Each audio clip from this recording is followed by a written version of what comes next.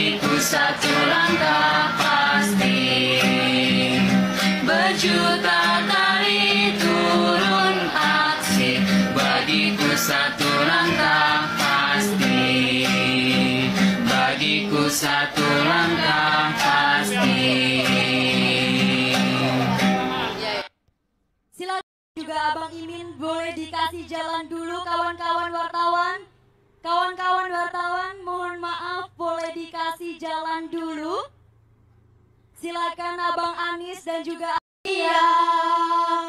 Hari-hari esok adalah milik kita.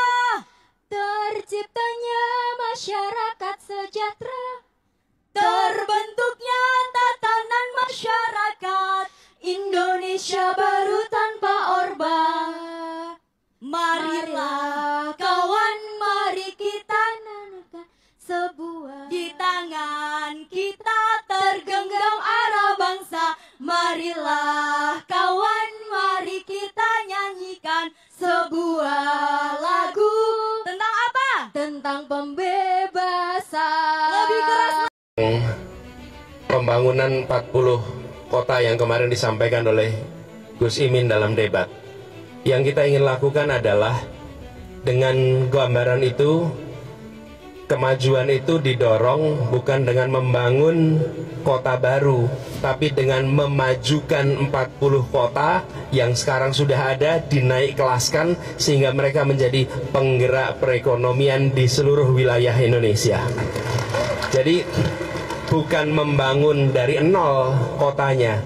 Semarang didorong maju, kemudian Purwokerto didorong maju, Cilacap didorong maju, supaya mereka menggerakkan perekonomian yang ada di sekitarnya. Tapi bila kita tidak mendorong 40 kota ini, nah ini dia nih, ini contoh nih. Jadi 40 kota ini sebagai persatuan, ini bukan kota-kota yang nol. Lain dengan membuat IKN itu lahan kosong dibangun kota. Kalau ini kota yang didorong kemajuannya. Jadi yang disampaikan Gus Imin itu ada dasarnya. Ini loh dasarnya nih. Dengan demikian kota-kota ini akan menjadi penggerak perekonomian di wilayahnya. Selama kita tidak mendorong kemajuan itu lewat kota-kota, kita tidak menggerakkan. Semua hasil pertanian diserap oleh kawasan urban. Hari ini 57% penduduk Indonesia tinggal di perkotaan. Di tahun 2050, 75% penduduk Indonesia tinggal di perkotaan. Bila kita tidak membangun, mengupgrade ya kota-kota kita ini, 40-an kota, maka kita akan mengalami problem yang sama seperti di Surabaya. Jadi apa yang dikatakan Gus Imin kemarin itu sahih, berdasarkan studi, bukan imajinasi dan bukan selera. Itu teknokratik, ada argumennya. Makanya kami siap berdebat karena karyanya dengan gagasan, bukan tanpa gagasan. Saya ingin tunjukkan tentang pembangunan 40 kota yang kemarin.